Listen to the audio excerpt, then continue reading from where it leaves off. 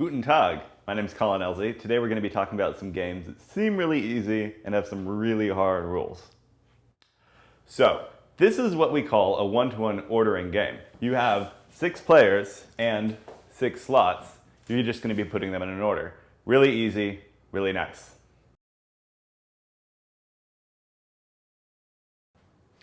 These are some of the types of rules you're going to be seeing all the time. For example, let's say a certain southern governor is going on 6 pleasure trips over the course of 6 weeks.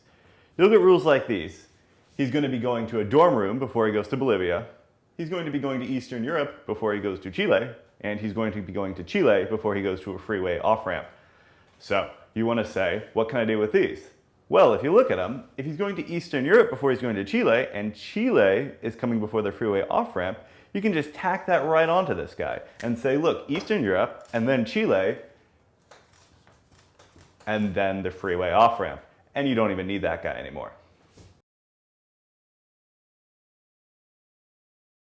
So you've got this, you're feeling happy, the blood is rushing to your nasty bits, everything's looking great, but then you get a rule like this. Once in a while, the LSAT will tell you, A is before B, easy enough, or B is before C, little harder, but not both.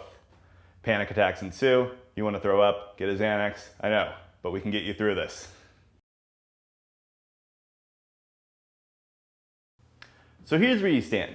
You got A before B, gotta have that, or you have to have B before C, but you're not allowed to have both.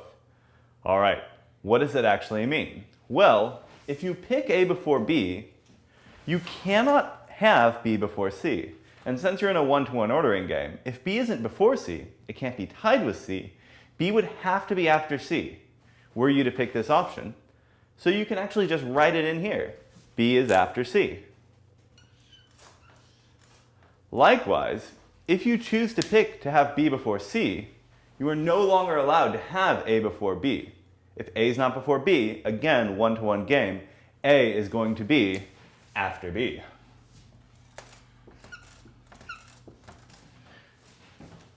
And you're good to go.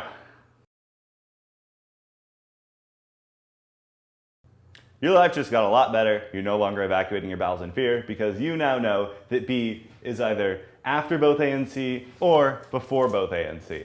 But you got to remember those other rules. As you'll recall, he's got to go to the dorm room before he goes to Bolivia. What do you do with that? We'll just throw it right in. You got Bolivia right there. Dorm room is coming before. Same thing on this one. There's Bolivia. There is the dorm room. The other one, you got to go to Eastern Europe before Chile, before the freeway off-ramp. So there's your Chile. Eastern Europe's coming before. Freeway off-ramp is coming after. Same thing over here. Chile. Eastern Europe's coming before. Off-ramp's coming a little bit later. And you're good to go. You now just have 2 and only 2 possible ordering chains. And this is going to be oh so very helpful. For example, you'll get questions that say something like, let's say he goes to Argentina for the first time. We all know it wasn't the first time, but let's say hypothetically, could it happen here? There's no way. The earliest you could have Argentina is 1, 2, 3. Over here, that's fine. Nobody has to be before A here.